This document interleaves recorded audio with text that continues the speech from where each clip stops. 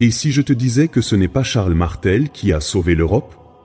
Que cette bataille n'était pas une guerre de religion, mais de pouvoir.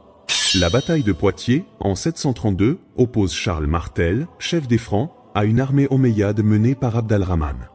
On l'a souvent décrite comme une lutte entre l'Europe chrétienne et l'islam envahisseur, mais c'est bien plus complexe.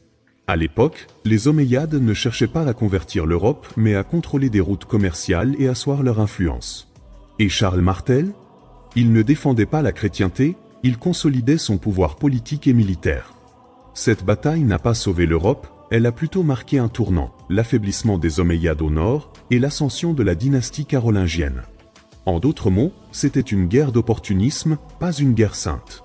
On a trop longtemps simplifié l'histoire pour la rendre héroïque. Charles Martel n'était pas un sauveur désintéressé, c'était un stratège qui a utilisé la peur de l'autre pour asseoir son autorité.